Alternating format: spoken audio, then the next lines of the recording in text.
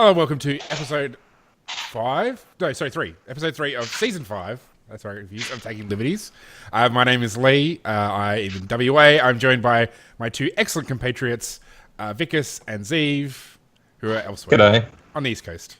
And it's going to be crony capitalism all around this week, as we're going to be talking about Elon Musk becoming a Bond villain, and we're going to talk about subsidies to exporters through the Export Finance Corporation. Insurance Corporation? Yeah, an insurance corporation. I did have the thing up and then I tried to remember what it was called. So let's start talking about Elon Musk, who I call a Bond villain.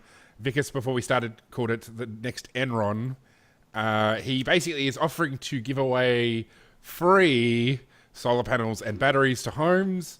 By free, we mean Tesla's going to be given $30 million from the South Australian government. And yeah, Vikas, do you want to explain kind of what his stated plans and all that is? Because all the gritties are going to love this. Yeah, it's probably going to involve some things that they're not going to love. Yeah, so I'm just going by the article that was linked, and so the article which we were discussing, which is the ABC article on this issue.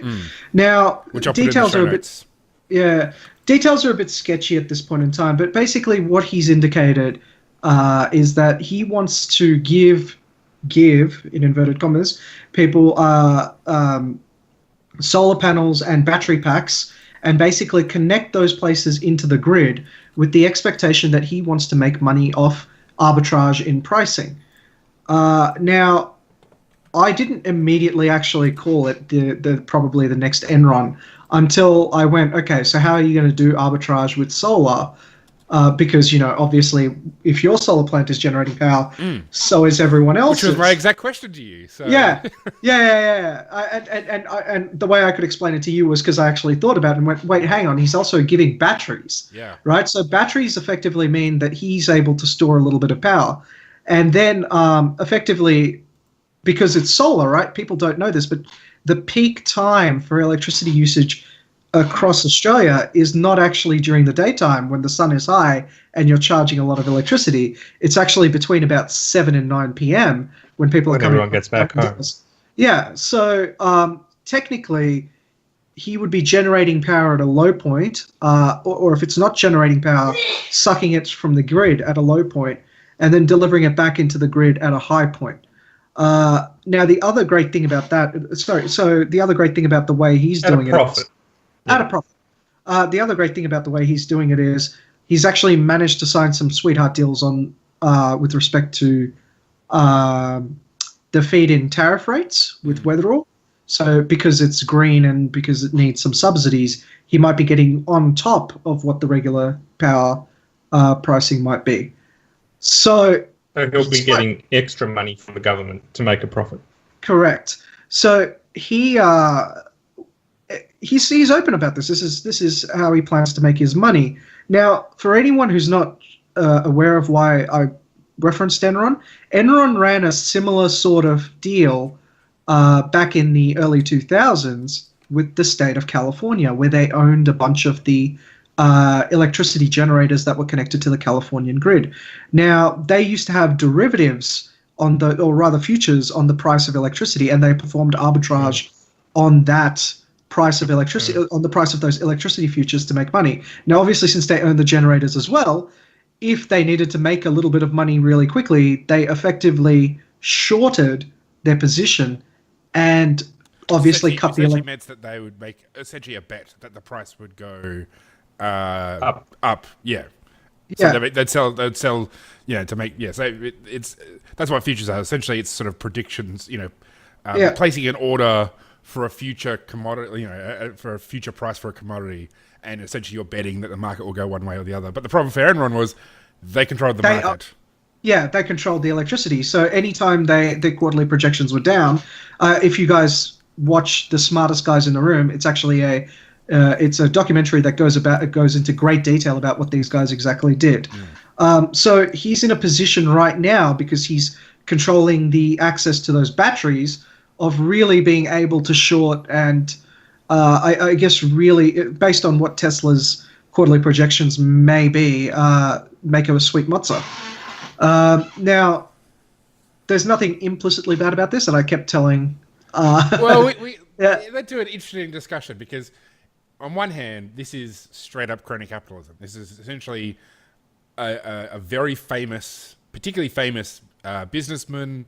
Gina Reinhardt probably wouldn't get through Jade Weatherall's door with this kind of deal because she's the bad kind of billionaire. Elon Musk is the good kind of billionaire. Yeah, and essentially he's getting a good deal. That's one side of it. So to what extent does that make him, doing a bad thing? On the other hand, we do have a crappy system as it is, and he might make it a little bit better by smoothing out some of the issues.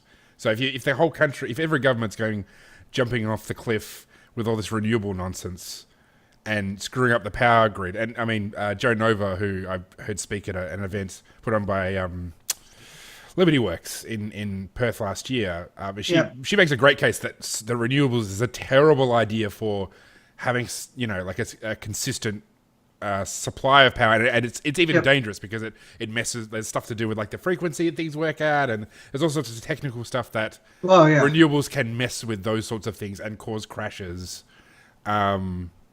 through just having So where you'd think the batteries would probably smooth that out a little bit. Yeah, so the batteries definitely do. So depending how effective they are. Yeah, in engineering terms, we have this sort of catch-all term that we use called reliability, and reliability breaks down to power intermittency, destructive harmonics. Mm. Well, someone's cat just came in the room. Yeah. A destructive harmonic of all of its own. Yeah, that is some very destructive harmonics that just came in. Yeah, destructive harmonics. What's it called? I can get really technical and I don't want to get into the weeds about that, but just to say there is a technical aspect that's more than just there's not enough power. It actually there's a knock-on effect that these things can have that destabilize the whole network. Yeah, but we have ways to solve it, right? Like, and it's not as if engineers won't do that. It's look, she's right that those things exist, but as an engineer, I'm just like, it's kind of my job. I have to deal with that anyway. You're not really making things hard for me by saying. Well, I mean, if everybody was running coal-fired power plants, you wouldn't have that issue. So it's just to say, Sorry, you go, Steve. Can I just point out that at the moment the scheme appears to be quite limited, deliberately, and perhaps it's only a pilot scheme, but because it's limited to only a few tens of thousands of homes, and the battery in turn is apparently limited in terms of its production level, again, to saving enough energy for tens of thousands of homes, the overall impact on South Australia, a population over 1 million people, seems to be, again, very limited. So I'm not quite sure how much bang for their buck in terms of, megawatts of electricity actually spent, dollars per megawatt spent, they're really getting here. What the reports I've read, first of all, are that it's very expensive. And the second point is that it's a very limited scheme. So I guess we're not really seeing a full rollout. I mean, the other aspect of it is like, it doesn't seem to be affordable. A full rollout probably isn't affordable. That's at this probably point. Entirely true, and it's probably not going to be that effective. But if you think about it from Elon Musk's perspective, like he is a guy who has staked his reputation on big projects that no one else dares to dream. It's showmanship. It is showmanship. It's showmanship. Yeah. Hey, he just sold 5,000 flamethrowers. I mean, come on, guys. Well, sure, but I mean, flamethrowers are a little bit different from going to Mars or building a vacuum-sealed tube that goes from like LA to San Francisco or whatever he was talking about doing. Can I just say one thing? The Hyperloop. Every engineer that I know is just like, that thing is a massive waste of money. Yeah. Anybody could have pointed him to steam pistons and gone, that's why we don't do that, right?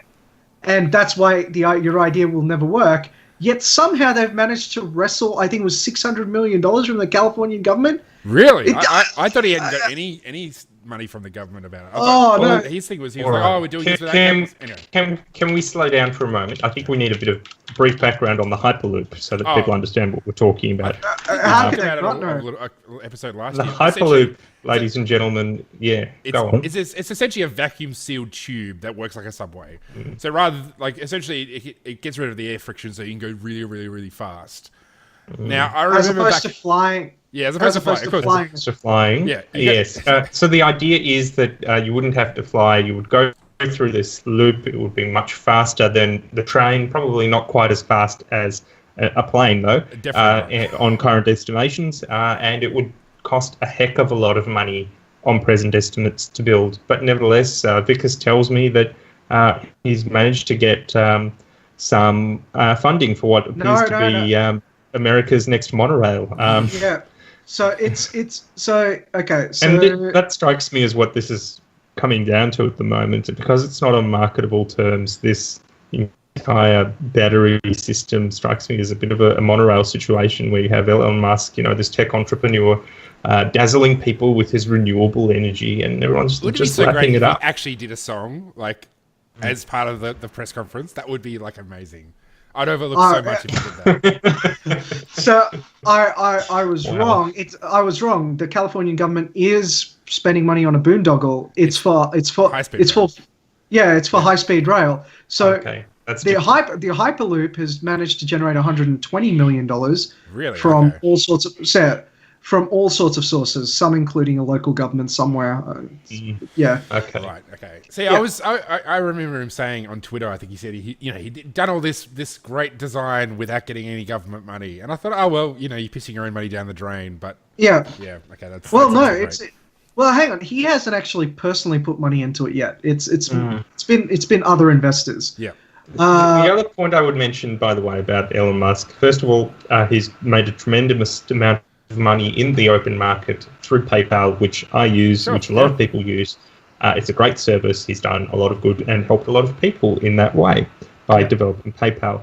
The second point is he's not actually earning a salary currently in terms of his work with, what's the name, Tesla, the car company. Yep. He's promising that he can be paid in bonuses, assuming the company grows basically 100-fold or something in a matter of years. Maybe I'm overstating it. 10-fold might be correct proportion. I don't remember the exact proportion, but it's quite high.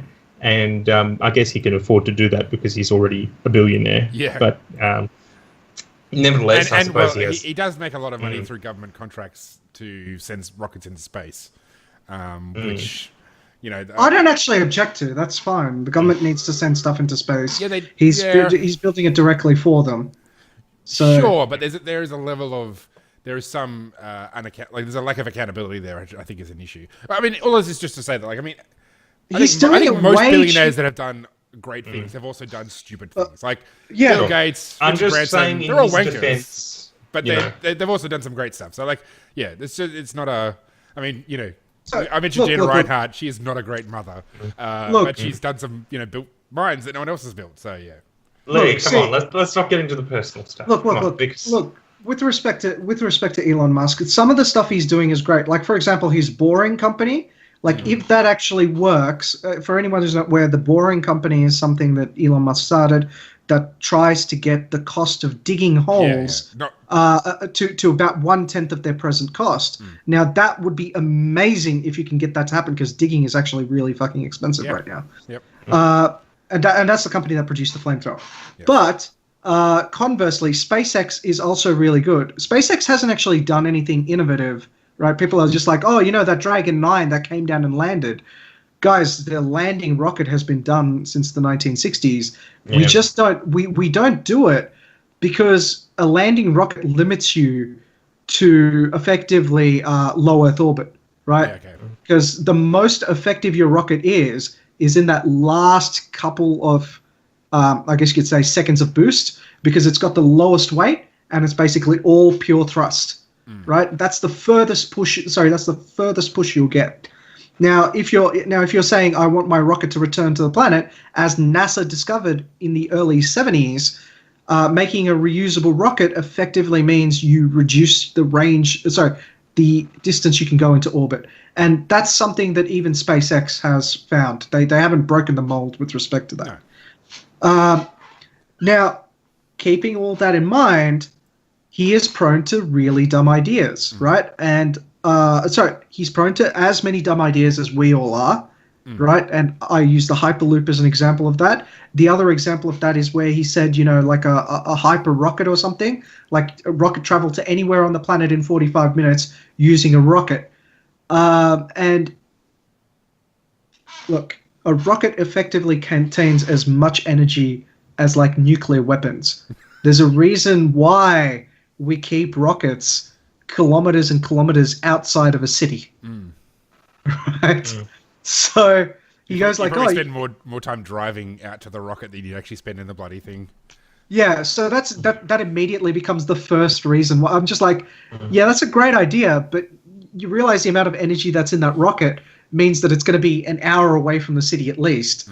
So you're spending 2 hours driving to and from the rocket, and yeah, sure, you might spend 40. And another thing is, he said 45 minutes on travel, and I went like, you could theoretically do that as a straight up, straight down thing.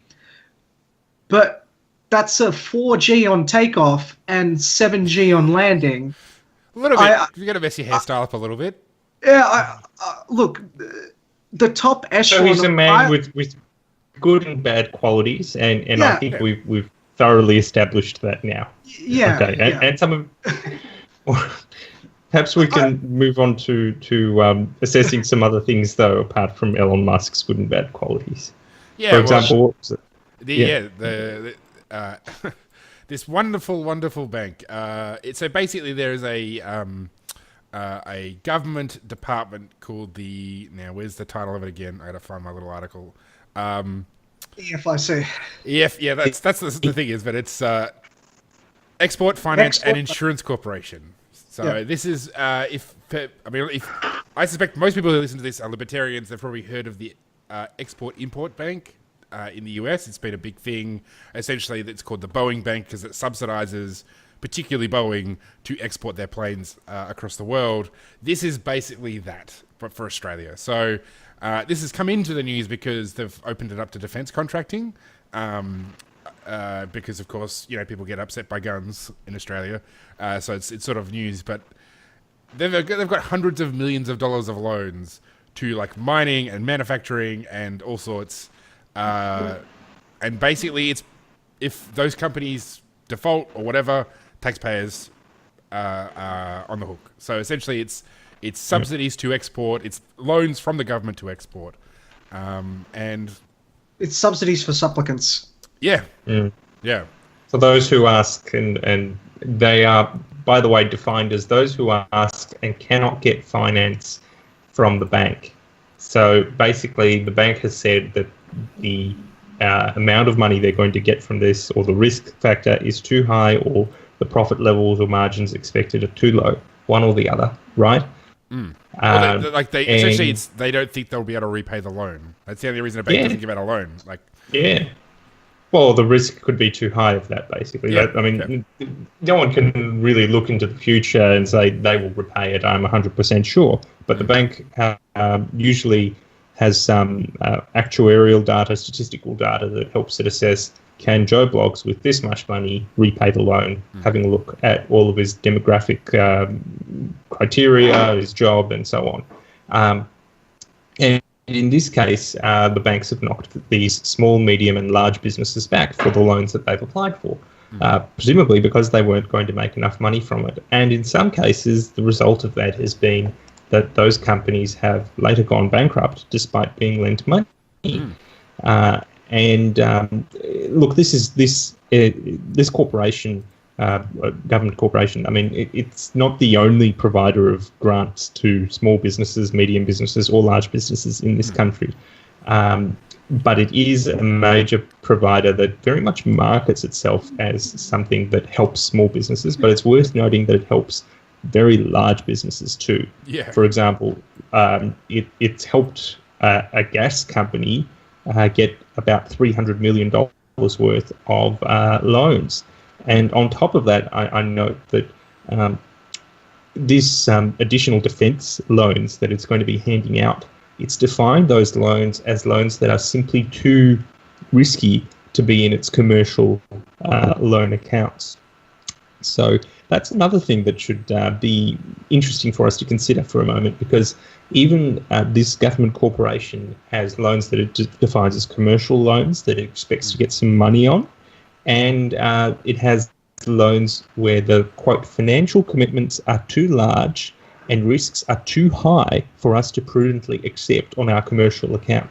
So even the government is saying that this $3.8 billion that they're handing out is going to be uncommercial. By definition, it's not going into their commercial account. It is an uncommercial loan. It is a money loser. And I just find that extraordinary that they're conceding that right up front. We are handing these loans out to lose money for the taxpayer. And magically that is in the national interest, even though these are commercial entities that we're lending the money to. I found that very interesting. See, exports are good and imports are bad. End of story. See? That's the logic. Come on. Don't you understand? These terrible imports, you need to stop having so many terrible imports, you need to have good exports. I mean, that's, for you know, in historical terms, it's called mercantilism. It's essentially the idea that if we sell lots of stuff overseas, that's somehow good as long as we don't import too much stuff. Two problems with that. Firstly, if I sell a car overseas, what's that good to me? Like, it doesn't. How are they going to pay you for it? Well, exactly, and also, it's essentially like it helps somebody else overseas. It doesn't help me. The only way it helps me if I then also bring in things that I want to buy. From overseas. How is that overseas customer going to pay you exactly, if not with something that is brought from overseas? He's effectively importing something when you export something to him. So it doesn't make...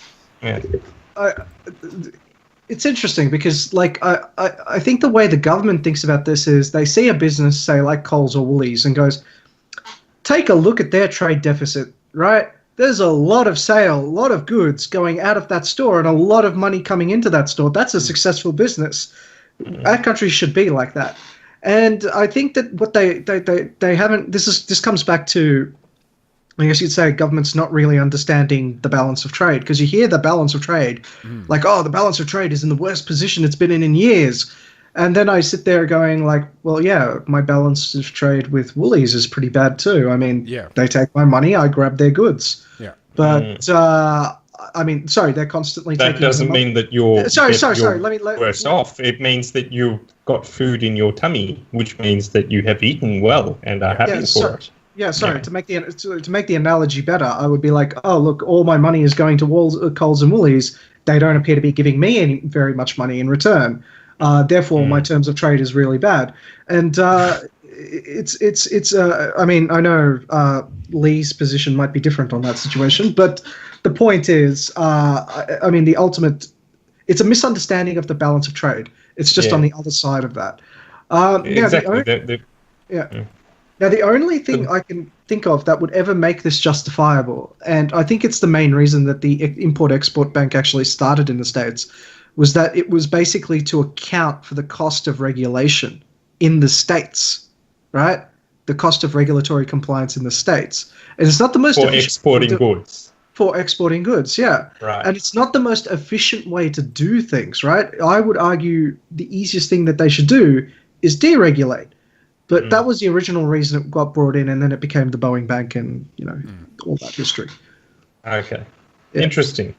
I'm not sure that the history holds true in Australia, by the way. Maybe it does, maybe it doesn't. But I guess the focus has to be, I guess, in asking ourselves, is there a national interest, I mean, in these loans? I mean, apart from that, I mean, they're loans to defence contractors. So maybe we can ask ourselves for a moment, surely the military of this country needs a viable defence industry to be subsidised into existence so that we can, you know, defend our country and so on. Well, I have a very simple way to look at this. If it's a company I own shares in, then it is definitely in the national interest to subsidise it. I'm sure people in Parliament would agree with you. Okay. Really, like the whole notion of we need a defense industry. I mean, essentially it's the same argument as we need a car industry. Like, if we don't have a car industry, then what might happen? Well, we'd buy cars from overseas. We don't need a defense industry. Like, bullets and guns, pretty well available. Like, I'm pretty sure if you sent me the parts for an AK-47, I could build it myself, and I don't even know how those things work. You know, like there's dudes in caves in Pakistan who have more than enough capability of running a defense band. Like it's the notion that we need to in Australia prop up the defense industry is just silly. There's lots of people who I agree with that, and the other point to make, of course, is that look, the Australian Defence Force is a tokenistic training force that is there to basically, if at all necessary, at any time in future, train a future fighting force. It is not there. I think the SAS are pretty serious, but apart from that, yeah, but they're like 1,000 people. You know, yeah, oh yeah, for sure. Apart from the SAS, there's, I mean, it's a training force in essence, as far as Australia's defence needs are concerned, and a training force does not need its own defence industry. It just needs to train people. You can get people from overseas. You can get the arms from overseas quite easily. Yeah. In terms of actual defence needs, just to sort of stray onto this topic, since we've still got another 5 minutes, it's complete irrelevance. Like the notion that anybody who's big enough to attack Australia is probably big enough to overwhelm the stuff that we've got. Oh yeah, absolutely. Like there's two countries in the world who could probably actually pose a threat to us. It's China and it's the US. Hopefully things are like we're doing well enough with the US that's not a real threat. China, I don't think even have the capability to get beyond their own borders, except maybe to like Taiwan. No one else could really attack us. We probably had this discussion before, but yeah, like the notion that we could probably get rid of it and would be okay. But I was going to say, I question why China would attack us. I mean, this is that episode of Utopia all over again, isn't it? It's just like our national interest is to defend our economic interest. Yes. Our economic interest is to defend our trade with China from China. Yeah. Yes. Yeah. So yeah, well, maybe we can have a separate discussion, very anarchist discussion of do we need the military anyway, some other time. But yeah. Any other thoughts on this or anything else? We could even finish early. We've got 3 minutes. Well, I guess it's worth pointing out that this corporation hands out money to not just to the defence industry, but also to what we've mentioned, mining, to wine, to what else? A bit of placentas or something. Did I read that right? Sheep placenta and kangaroo essence and what? What else? Stone crystals. Are they handing any money to our Tasmanian whiskey producers? Because I could get behind that. And hermit crab. Don't let them know, otherwise they'll start doing it. Because, getting between Tasmanians and the subsidy is very dangerous indeed. There's more hypnotic makeup, hermit crab adoption. Wait, what? Hermit crab adopt that? Yes. What? Hermit crab adoptions. I couldn't even say that properly. Oh my god. What is that? It's for children to adopt hermit crabs, I guess, and I guess that's a for-profit company that wants to adopt hermit crabs. I just don't understand it. And the kangaroo essence one appears to have gone into liquidation, I think. Oh, holy shit. Really? Holy shit. The sacred ingredients one went into voluntary administration. Wow. Guys, there's a hermit crab association. Oh, and premium kangaroo essence. I mean, so all of these companies went broke.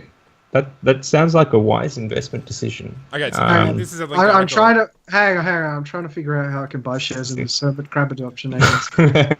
No, that's all over, I'm afraid, because I think. So, yeah, it's going to be. So okay, here's the line. So this is an article from like this time last year, but on Fairfax.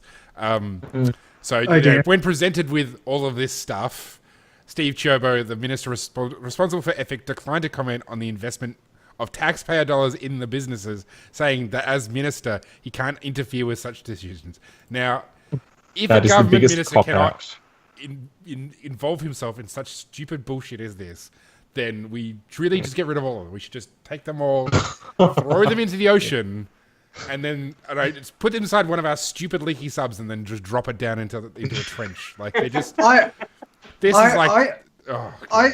I suspect he's saying that he doesn't want to get involved because he doesn't want any accusation of any, what do you call it, commercial entanglements or whatever it is, or bias. Or bias, yeah. on Steve Chermo's You're biased registry against is like all granting this loans kangaroo essence or- and sheep's placenta. How did that get there? It's just a coincidence. Yeah, just a coincidence. I'd be more forgiving if there was a hermit crab adoption involved in that. I'm sorry, I'm just enamored by this entire idea. Hermit crab adoption. Who comes up with this?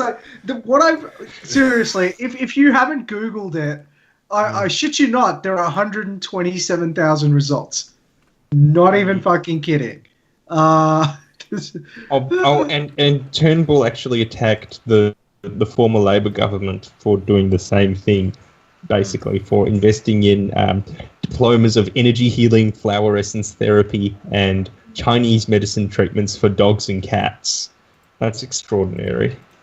I wonder if the Chinese stuff works with dogs and cats. I mean, like, it doesn't particularly work with humans. But I mean... Chinese medicine treatments. Actually, acupuncture can be good. People speak well of acupuncture. Yeah. Pain relief. I think we're definitely straying outside our knowledge straying of the outside, world. Yeah. I was gonna say acupuncture is no better than the placebo effect. Oh, fair enough. Then I take it back. I've heard anecdotally that it works, but then again, anecdotes are what they are, aren't they? And it may well be just as good as the placebo effect. So I'm certainly no committed defender of Chinese medicine. Let me just put it this way. Anything that is actually provable medicine tends to find its way in the medicine category. Yeah. If it stays in alternative medicine... Yeah. Maybe it's not.